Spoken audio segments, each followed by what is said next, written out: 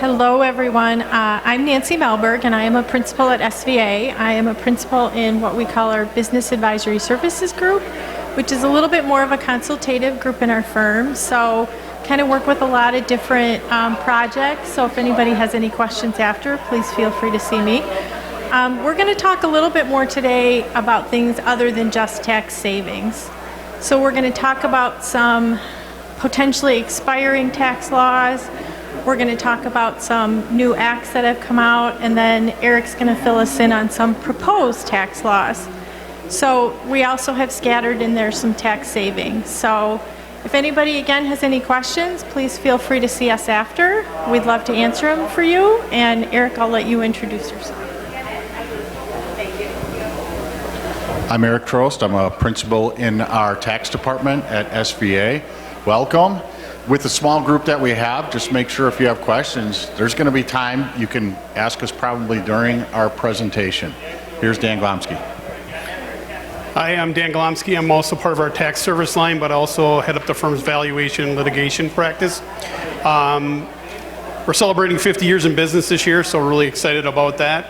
But I think really the agenda here today is to share information with you that gives you some insight or things to consider. As we talk through tax elements, right, the bigger thing there is it's a strategy, right? And we got to think about these strategies to put them into play, and sometimes it takes foresight and consideration to do that. So what we want to try to arm you with today is some of the things that are going to come about potentially, and get you kind of working on giving some thought. So basically the three topics we'll cover today, right, is the planning for the sunset in 2025. So January 1st of 26 is our bigger thing. The Transition Act, and then also the tax laws Eric mentioned. So the first section I'm going to touch upon is the sunset consideration. And in 2017, the President Trump signed into bill some tax reductions of like the various things, reduction in tax rates, kind of redid how itemized deductions and standard deductions go for individuals, put in some business income deductions, and a couple other things. And as part of that tax bill and the number of votes that they had, they were only successful to get it for a 7-year period. And as a result of that, come January 1st of 2026, the tax code will change dramatically again back to what it was in 2017. So we want to highlight a couple of these things. The first one that we want to make everybody aware of is the individual tax rates. The highest tax rate will go from 37% up to 39.6. Yeah, what's that? Yeah, good grief, right? And I just mentioned the top tax bracket, right? There's other tax brackets too that also have changed. So it'll impact everybody from that perspective.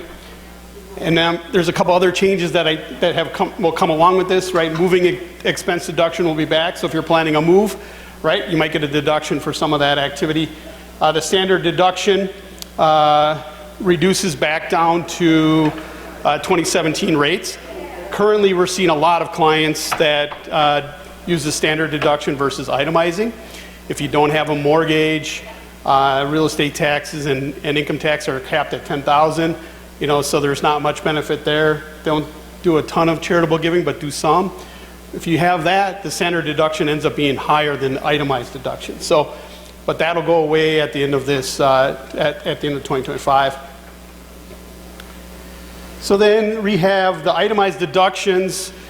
There's some things that are going to change and help us, but the medical expense limitation stays the same. The biggest change is our state and local tax.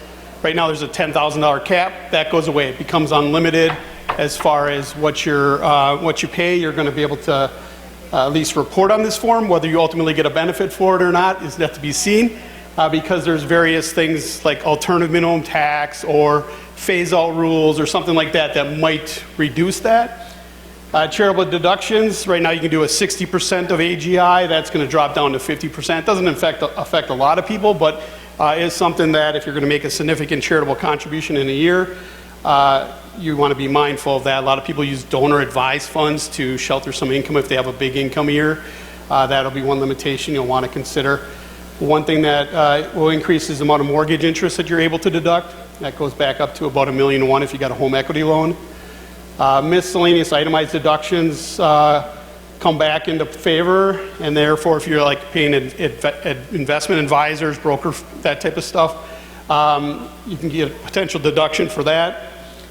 Casualty loss has some change, and then there's the phase out of the itemized deductions. They get restored.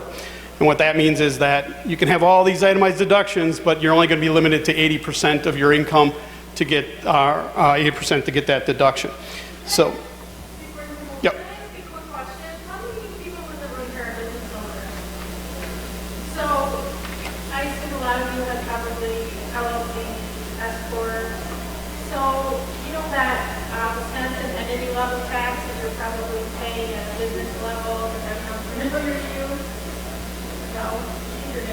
Yeah, I will. Yeah. But that $10,000, that limit, that was kind of Wisconsin's way of being around that a little bit.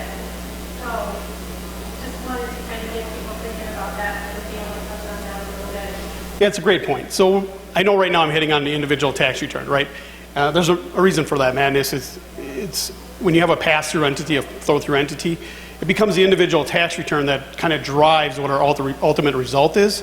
So we got to almost think a step ahead and say, what's the impact to the individual shareholders' return, so that we can start putting some strategies at the business level. Other kind of changes that will be coming back will be a reduction in the child credit. Although that is a very political topic, if there's one thing that's potential that could change between now and 2026 is that the personal exemption gets put back on the return. Again, that's phased out for high income earners. So again, it might not give a ton of benefit from that perspective. All right. So AMT, which is alternative minimum tax, is a calculation that on your individual tax return, you go through and you calculate the tax return normally. And then there's an alternative method that the IRS expects you to calculate, which removes some deductions for various things. As a result of removing those deductions, there's a potential that your AMT, alternative minimum tax, is higher than your regular calculated tax rate. And in the IRS's wisdom, they want you to pay more taxes and less, so you pay the alternative minimum tax. So then a lot of these deductions, like state and local taxes, miscellaneous deductions, and so forth, disappear.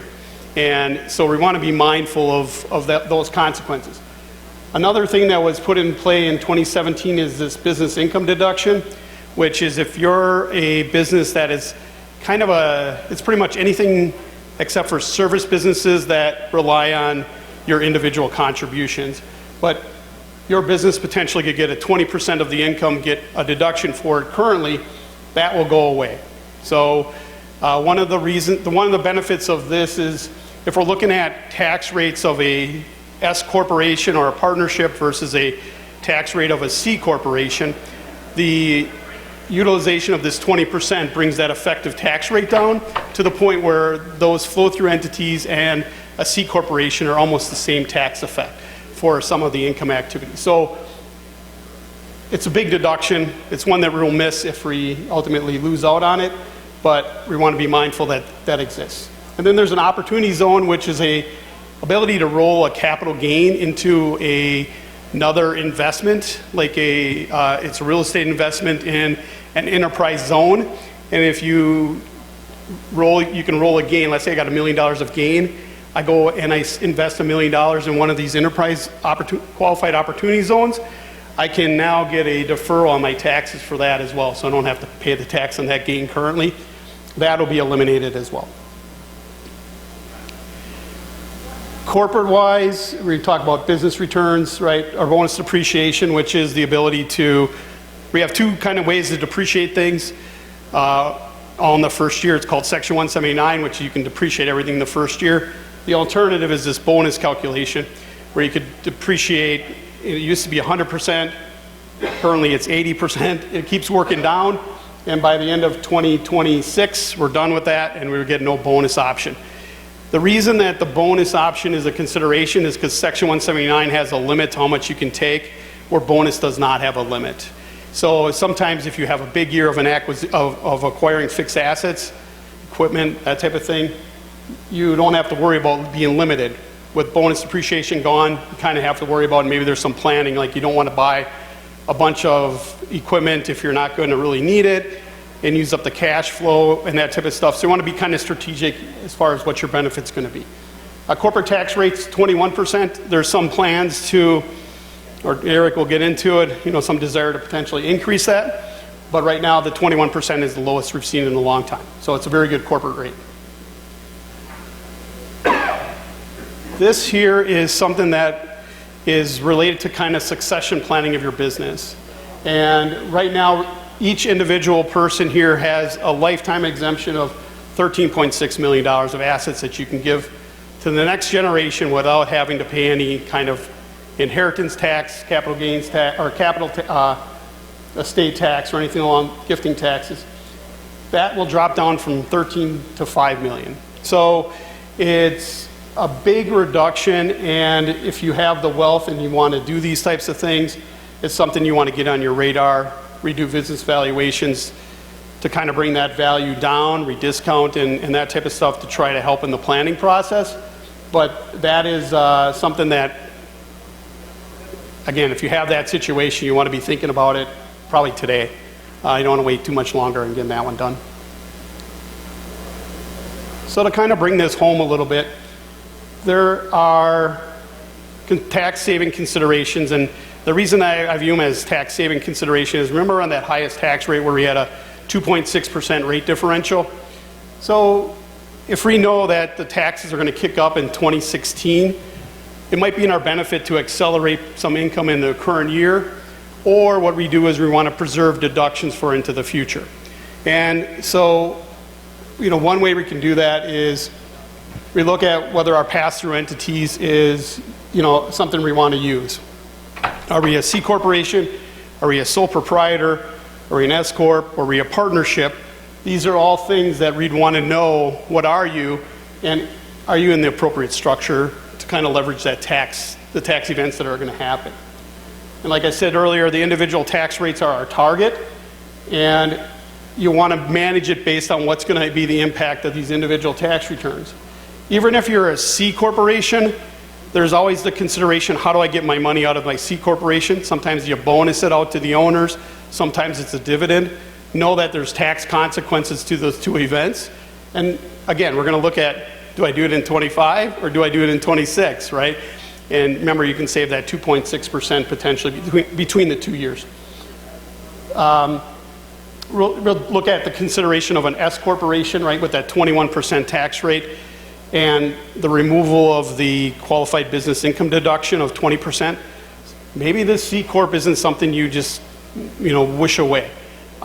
There's still other reasons to consider why you'd want to be a pass-through entity versus a C corporation, but the reality of it is something that should come into your consideration. Nancy talked about this next one, which is entity level tax, and that's the workaround on the $10,000.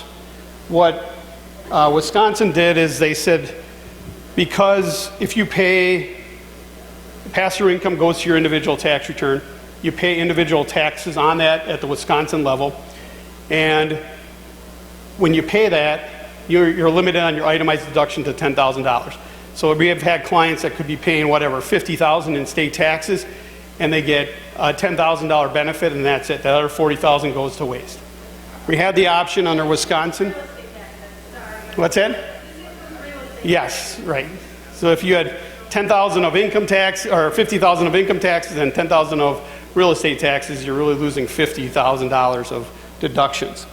But what you have here is Wisconsin has the ability where you can make an entity election where you tax your Wisconsin income at the entity level and pay the tax at the entity level. And by doing that, it creates a deduction on your federal tax return, and you don't pay the tax individually. So it usually benefits, my last analysis is around 1 to 2% of your income. So if I made, $100,000, I could potentially save $2,000 by, putting this strategy into play. The other thing that you want to kind of consider is that if that limitation goes away, and it's like, oh, now I get the deduction, so I don't need to do it, the thing you need to consider is alternative minimum tax might be an issue, right? So if you say, oh, I get rid of that entity level tax, I'm going to just take on my individual tax return. Well, then when I do the alternative minimum tax calculation, all of a sudden I'm not getting that deduction. And so you don't want to just necessarily dismiss that entity level consideration, because I think it could still come into play. The other thing is a lot of other states have entity level tax as well. So if you are doing taxes in multiple states, that's something that you would want to consider seeing if you could use, because it gives you a benefit for that as well. Succession planning is what we talked about from the estate side, right? If you have a taxable estate, you want to start moving that wealth before 2026 ends, or 25 ends and 26 begins, because you want to make sure that you are kind of setting up your estate for future plans. So if you have a desire to accelerate taxes, knowing that tax rates are going up, we look at one thing is the depreciation. Maybe we don't accelerate it. Maybe we don't take that Section 179 and expense everything the first year. Maybe we don't take bonus depreciation. Maybe we let it roll out. So maybe the first couple of years we take a little bit of depreciation, but when the tax rates go up, we now have that deduction and we're getting a 39.6 versus a 37% benefit on that deduction. So definitely something to consider. The other ability is we can move a lot of organizations, if you're below 25 million in revenue, we can move you to a cash basis taxpayer. And what that does is it allows us to only pay on income that we collect versus what we've earned. But there is a consideration of going the other way. So if I want to go to the accrual basis, and let's say I'm cash and I want to go to the accrual basis, well, I could pick up my accounts receivable and everything and kind of push some income into a lower tax period. It's kind of counterproductive because we always don't necessarily like to pay taxes any earlier, but it does become a consideration. And then we're going to also probably see a lot of companies push out a dividend declaration by 2016 or 2026. So that's what I have from a tax savings perspective. I don't know if anybody has any quick questions, but we'll cover those at the end. Thanks, Dan. One of the things, like Dan said, it's kind of hard to think about accelerating income, but I think one of the things that we do as tax professionals is look at a long-term strategy. So you may think, why am I doing that this year? But we're looking at it long-term, and how is it going to save you money long-term? So I think it's kind of a hard concept, but I think it's something people have to consider. So one of the things that I'm going to talk about here, and I'm going to kind of go through this fairly quickly because there is a lot of information here, is this Corporate Transparency Act. Has anybody heard of this and this beneficial ownership reporting? Okay. This is going to be fun. So these are a few of the things that we're going to go through real quick. What is the report? Who reports it? What are the exemptions? And we're just going to kind of go through these items, like I said, pretty quickly. So what is a Corporate Transparency Act? So this is something that Congress signed into in 2021 to really get more transparency into companies and their owners of companies. Until this point, the U.S. never had a centralized database that tracked that information. So why is that important to track? Because FinCEN, which is the Financial Crime Enforcement Network. There we go. Financial Crime Enforcement Network. They're keeping track of this because they're providing this information to law enforcement to make sure that these are legitimate companies and we don't have money laundering, trafficking, drug trafficking, human trafficking. So this information is going to be pretty important. Okay, what are the BOI reports? And this is the beneficial ownership reports. So this is a report that has to be filled out for any new company after January 1st, 2024. And you see up here I have the term reporting company. I'm going to explain what that is in a minute. So any reporting company after January 1st, 2024, they have 90 days to report. If the company was prior to this, then you have until January 1st of 2025 to report. But everybody has to report that. Everybody has to report. So if you have a business and you haven't registered it, you So once you report, there is no annual continuous reporting you have to do. However, you do have to report changes. And those changes have to be reported within 90 days. Okay, what is a reporting company? So a reporting company is any entity that files a document with your Secretary of State or whatever the state agency is. Each company is going to be required to file this to report the beneficial owners and company applicants. I'm going to tell you what those are in a minute. This is one of those where everything kind of drills down deeper and deeper. It sounds pretty easy on the surface, and then you start to drill down into it and you go, okay, maybe it's not so easy. There are 23 exemptions to reporting companies, which I'm going to show. And these exempt companies, these 23 exemptions, are not required to file. Here's a list of those exemptions. One of the things I think that's really important to notice in here is large operating companies. What does that mean? A large operating company is a company that employs more than 20 full-time people, has an operating presence in a physical location in the US, and files a tax return, federal tax return.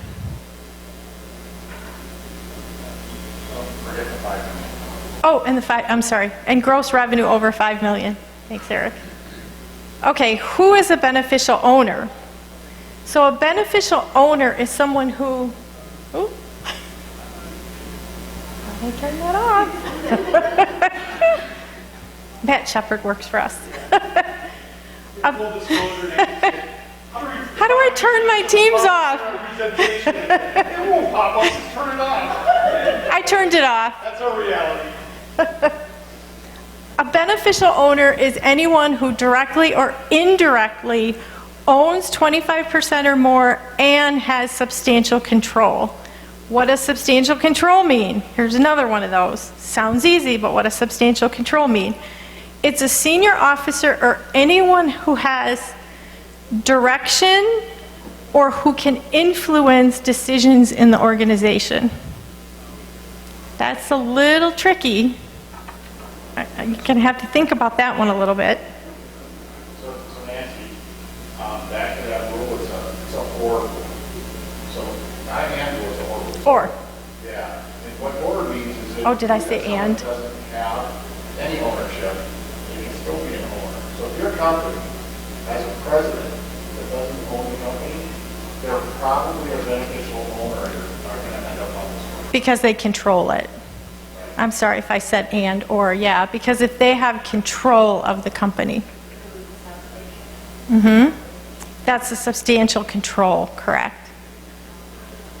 So here is somebody who's identified as a beneficial owner. I won't go through all these. I think this is pretty self-explanatory. Going back to that previous slide, nonprofits on that? Yes. Yes.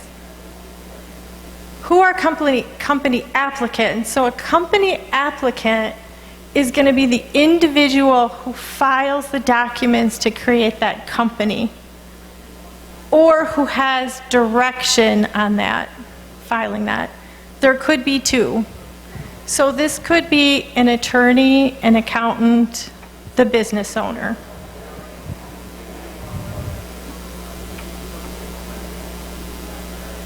What information is required on these forms? For the company, you need the legal name, doing business as name, the current address, the state that they're formed in, and the federal tax ID number. For the beneficial owner and the applicant, you need a little bit more information. So you need their legal name, date of birth, current address, unique identifying number, and something that has a picture on it to verify that. So some of the examples are driver's license, passport. What is FinCEN going to do with this information? They're going to provide it to law enforcement, to state agencies. Again, the whole purpose of this is to try to stop crime, try to stop money laundering, think about, I even think of like with the PPP. all these companies that created these little LLCs, and you heard on the news, got millions of dollars. And they weren't even valid companies. You know, that might be just one example of how they might use this information, to be able to target those fake companies. Here again, we talked about that.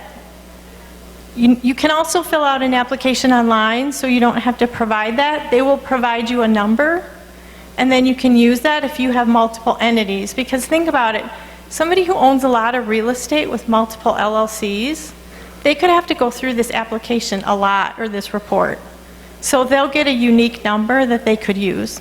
So if you are a business owner and you fall under that exemption, but your real estate is a different LLC, if you're filing, how do you feel?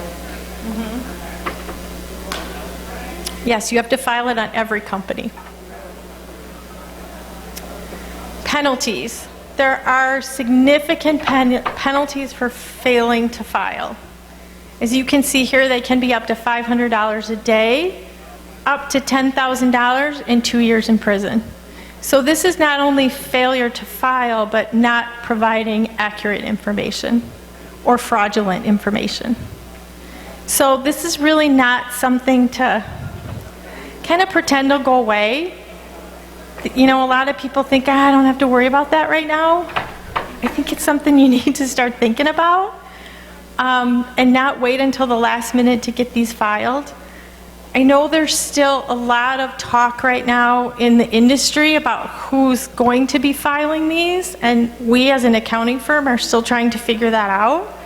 Right now, it makes more sense to have your attorneys file them, because most of the time they're the ones setting up the entities. We have also provided here, and it will be in the information you receive, a link to filling it out yourself. If it is just a real estate entity and you're the only owner, it should be fairly easy to file. It gets more complicated as you have, you know, multiple entities or entities that are owned by entities. But if it's a pretty simple real estate entity, then you should be able to file yourself. But don't not file. I have a question. Somebody has LLC, but doesn't do business, doesn't use LLC, doesn't have property from LLC. Does it still have to file it? Yeah, if it's, regardless of whether it has profit or not, you still have to file. Was that your question? Yes. Okay, So yeah. I had somebody ask, I was doing this for one of my clients, but I have a friend that she registered for LLC, but she didn't go into business yet. She just like, maybe I will do business, I will put my name in case I get a client. And she was asking me, should she file? And I'm like, probably yes, even though you are not doing the business yet under LLC. But I don't know how the government, how they look at it. Yeah, if it's inactive, I believe you don't have to file if it's an inactive company. Yeah, that's a different definition. Though. Right. Longer inactive, and just if you just set it up. I I would recommend filing. because the penalties are such that you don't want to be in a gray area. Especially if it's, again, it might be pretty simple for her to file. I wouldn't take the risk. And I think that's all I have. So now this is the interesting stuff. I'm going to turn it over to Eric. Thanks, Nancy. I actually, on that BOI stuff, I have an LLC, so I filed one. I went online and I went through the system. Has anyone else here done that? One person. Good for you. Okay. The pros and cons, I did mine because I wanted to see what it was like so I could help some people out when they inevitably call. We can't do them as an accounting firm yet. I'd like us to be able to, but legal is putting the brakes on that. But to go online and do it, it's actually pretty simple. The hard part's going to be to determine who the beneficial owners are. And when I did mine, I thought, well, this is easy because I formed the LLC and I'm 100% owner. And so I just put myself. And now I've been reading about it and it says, well, Wisconsin is a marital property state. So technically, my wife owns half of everything I have. So technically, she could be an owner too, which means I might have to go in and fix my filing. I don't know if I'm going to do that yet or not, but that's probably, if I was doing it now, I'd probably put her on there, okay? The other thing is, real quick on this, so it's to solve crime, right? It's going to help the government solve crime. Are the criminals going to do this, do you think? I'm thinking not, okay? Like, it's going to be the people that follow the law already that are worried about this and are going to try to figure this out. I'm assuming if I have a criminal enterprise, I'm just not going to self-report this stuff and let them come find me, right? I mean, they might as well just send me a questionnaire. Did you break the law this year? No, I didn't. But I'm not going to check yes, even if I did. All right, we'll do some updates from Washington. So what's coming up now, as Dan said, there's a lot of tax law that's expiring. So what's happening this year? You might have heard, there's an election coming up. You've seen some of it start to bubble to the surface, but you're going to see a lot more political ads as the year goes on. One side note first, before we get to the election, there actually was a tax bill passed in the House. So the bill goes from the House, then it goes to the Senate, and then the President signs it. So we're at the stage where this tax bill was passed in the House. A couple things on this bill happen to be R&D expenses, interest expense limitation, bonus depreciation, which is expiring, which is now, it was 100%, then 80, this year's actually 60. That would go back to 100%, and an increase in the child tax credit. So the top three buttons up there, those are all Republican wants, and even some Democrats want those, and that was put into the bill. And then the bottom button is probably a stronger Democrat want, although there's some Republicans that back that. So it's a very bipartisan bill that's been passed. It's stalled out in the Senate. There's some cranky senators that just they're not going to go through and get this done. So we got actually a bipartisan tax bill in here that probably makes sense, that is not going to happen because of politics. If it does happen, good things are out there, but the House passed it back in January sometime, and the Senate's been sitting on it, and they've had chances to bring it up and pass it, but it hasn't happened yet. So I think that's a big reason why you talked about the sunset provisions, right? Here we have a bill that could start changing some of that sunset stuff. It's just, you can't get to both the House and the Senate, right? It's through one, but not the other. And then, unless upon the elections and stuff, those numbers change, I think we're going to see that headwind for quite a while. Right. So with that election coming up, thanks, Dan, some of the candidates that are running. Let's go first to our current president, Joe Biden. You have to click it one more time. And you can click it one more time. Yeah. So there's Joe Biden. We actually have a halfway decent picture of him. Okay, you can go forward. So Joe Biden, when he first was elected, back in 2020, was he elected? Yes, sort of. Some people, depends who you talk to.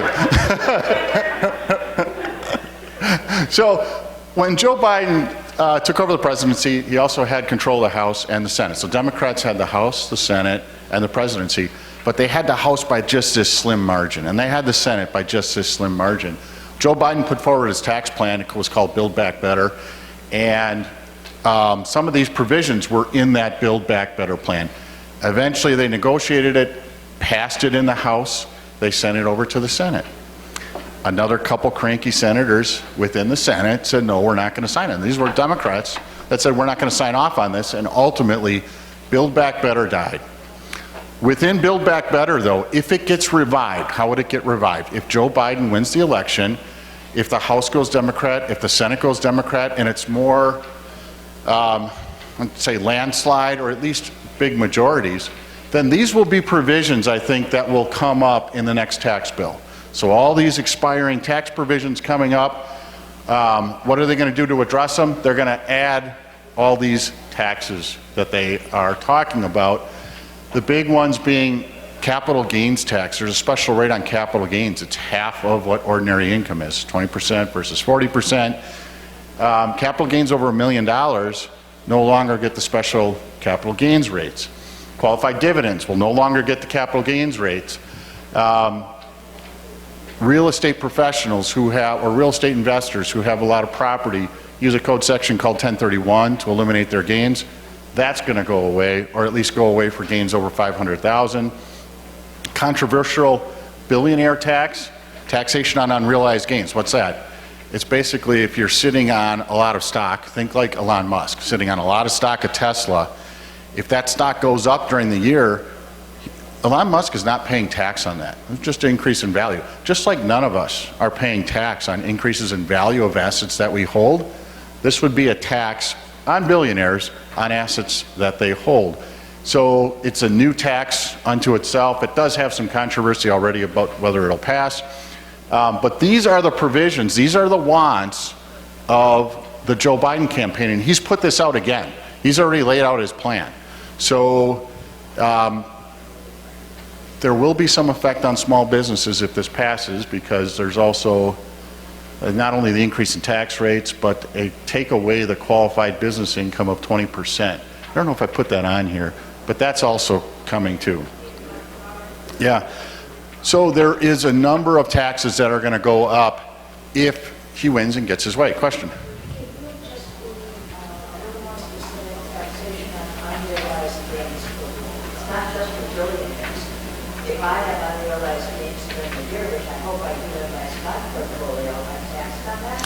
Well, that's the proposal, but this would be only if you are worth over a certain amount. So it's supposed to be billionaires, but I don't know where it's going to come in at. Because right now, Joe Biden said, if you make under 400,000, we won't increase your taxes. That's not exactly true on his proposals, but for the most part, that's what he's trying to do, is stick all tax increases on those who make over 400,000. Now, the reality is, to really trim the budget, I think under what he'd want to do to trim the budget, that number is going to have to come down, and there's going to have to be tax increases on the middle class, because that's where a lot of the income is. There's certainly a lot of wealthy people in the United States, but when it comes to collecting tax money, a lot of it has to come from the middle class, because there's so many people that are making money. So under 400,000 is middle class, and somehow that's going to hit.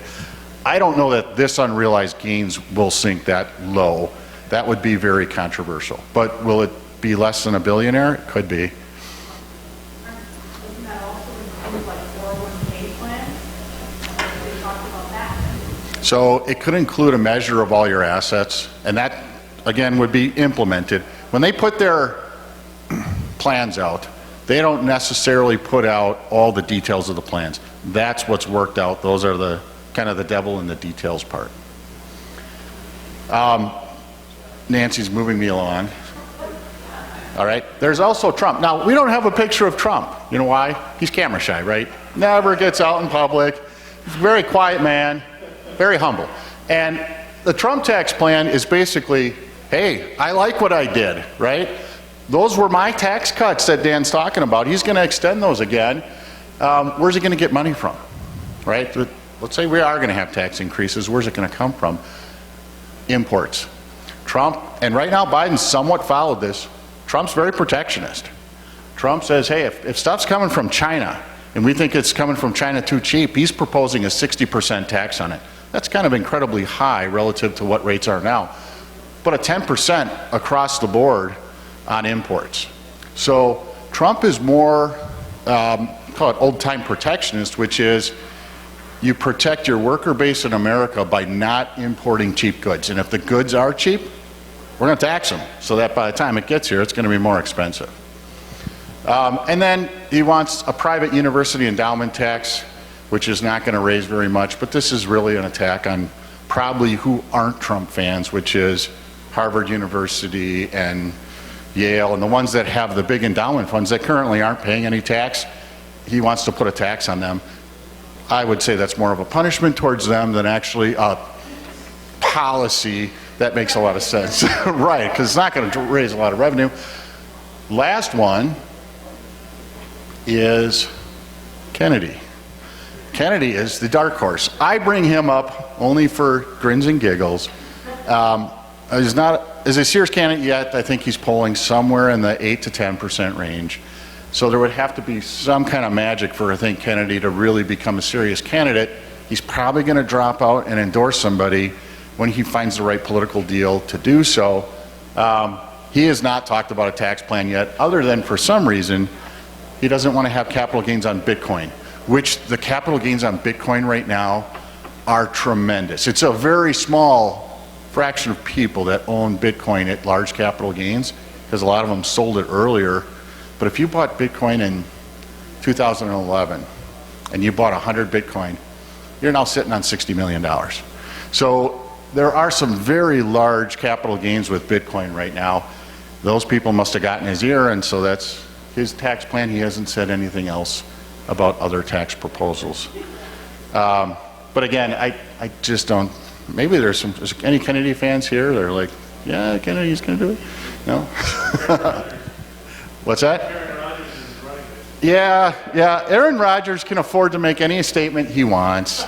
You know, he's put himself in a position where he can be a pundit. Any questions? Yes. What would you say the probability is of both sides just letting the tax cuts expire? And because typically in the past, you always had a probability that they would do something. Right. But I think politically, politically right now, it makes sense for both of them to ignore it because they can blame each other for without casting a vote. They can't go to the campaign trails and say, look, they did that. So that's my opinion. That's what I've seen from sort of hearing from people out there. Sure. Would you agree that the chances of anything happening to that are pretty slim at this point? So I think what's going to happen, depending on the election results, is if it's anywhere close to a split or there's not large majorities, they're going to wait till the very end of when they have to do this. And the reality is, when do they have to address it? And you might say, well, they have to address it by the end of 2025. They don't. They don't. They can address it in late 26 because they can look backwards and say, well, as of 1/1/26, we'll make all this stuff effective. That's actually what happened in 2010 when the Bush tax cuts expired.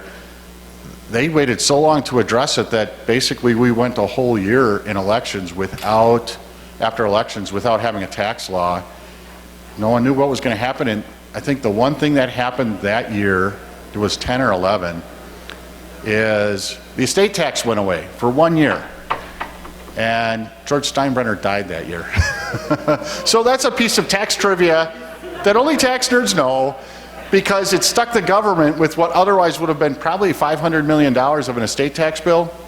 He got nothing. The government got nothing because Steinbrenner, who hated paying taxes, by the way, hated them so much that he decided to die in the year that there was no estate tax.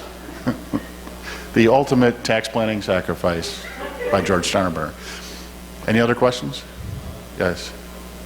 So, the Senate says they're gathering all this information on small businesses because large businesses are exempt, They are. and they're going to share this information with a number of government agencies, including the U.S. Treasury Department. And they're talking about hiring 87,000 IRS. So the Senate can be told they're coming after small businesses. Yeah, I don't know that that's all connected, but if the IRS gets 87,000 agents, they're probably, the direction they'd be pointed at right now would be small businesses. They feel, I think the administration right now feels that the target has to be small businesses because they're not audited enough. That's where we're going to squeeze the most out of them. And frankly, that's probably not their favorite client base either, right? So I think the current administration certainly could point the IRS harder at small businesses if they get these 87,000 agents hired. You know, as an accounting firm, we're trying to hire people. You know, it's a hard time finding a couple people, right? I'm not sure where they're going to find 87,000 IRS agents to do this. That's going to be a tough road for them to do it. I think they're going to have to hire non-accountants, okay, which is going to end up being, they're going to train them through their own systems, And probably where the real training is going to happen is they're going to send these agents out into the business community to do the audits, and the small businesses are going to have to train them on what accounting and tax law is, and their CPAs and attorneys are going to end up training them. That's probably what's going to happen, because there's not 87,000 accountants sitting around there. I think they could hire the entire CPA candidates that come out of fresh or senior year and graduate, and that's about 87,000 people. So they have to hire everybody new. It's just not going to happen. Also, FinCEN good. I mean, they do like a lot of foreign reporting type of stuff, right? So they're really in on the drug trafficking, the money laundering, and that type of stuff. So they're really kind of more of that type of agency. I would have been more fearful if the IRS was expecting this kind of registration. I don't see a lot of cross communication between agencies all that well, but it'll come in time. So I think I'm probably less concerned of this sparking a lot of small business audits. It might get to the point of compliance, whether these registered organizations have actually filed a return. So I do think you have that, but there's a lot of reporting exceptions within, okay, if I got an LLC and I'm a disregarded entity, I don't file an entity return, it just goes on my individual tax. So there's a lot of mismatching that's going to confuse any programming to try to kind of walk those through. So I guess I'm kind of not necessarily in the camp of this is going to create more audit. I really think it's from an enforcement of money laundering. And to Eric's point, it's like, are these criminals going to register anyway? Is it really going to help us, right? But what happens in some cases is they find you and they find that you weren't compliant, and they just put on these severe penalties. And it becomes very, it's another enforcement opportunity for them to take assets and that type of stuff. So I think it gives them another opportunity from that perspective. I kind of think that's what it is, but it could go the other way too. I mean, it is definitely a sharing of information. I think that's why natural crime is very good. And there's a lot that we don't get with them. So I don't know if anyone here has ever tried to do a condo in Chicago or like a side-by-side or a townhouse and try to figure out who actually owns that and who maybe has a disability violation. Yeah. It's impossible. It is impossible to find the entity. So I think that there are still a lot of crimes going on that we just don't know about. And I do think too, because I have a lot of law enforcement in my family that, to your point of then, if you don't file with the reason that they come after you, a lot of times in law enforcement, they can't just randomly come after you because they suspect something. There has to be some reason for them to look into that. And this provides them a reason if they haven't filed. And then they can go and look for it. So. I think they always find a reason, Nancy.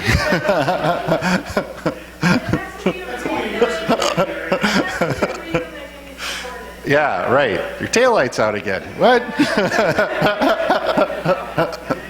Music's too loud. What? Yes. I would agree. Somebody who's spent a short amount of time with these government agencies, cross conversation doesn't occur. So from my view, like State Department, CIA, those worlds that I've worked in, we don't talk. So there's no, we don't have the same systems. We don't even use the same type of outlook. In Microsoft 365, we can't even use the same teams to create. Like that whole thought process that we share, I can tell you, somebody who lives now, granted, I'm in like the State Department, DOD, CIA type work, nobody talks, because nobody can, and they all hate each other. Right.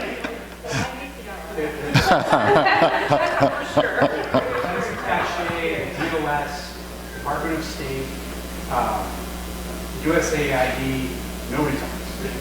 So I understand like the overall thought process, but nobody talks. They all hate each other. Right. Somebody that's not in government kind of sees that and tries, like I'm trying to do, maybe trying to connect dots that aren't there, but that's why I'm. And your view is not, I'll get to you in just a second, your view is not unique. There's actually some business groups that are fighting this law. And again, when are they going to address it? If they decide to repeal or stand off on this law, it's probably going to be December 28th. So everyone's going to be diving into the system now. There's going to be all these complaints. The system will probably crash.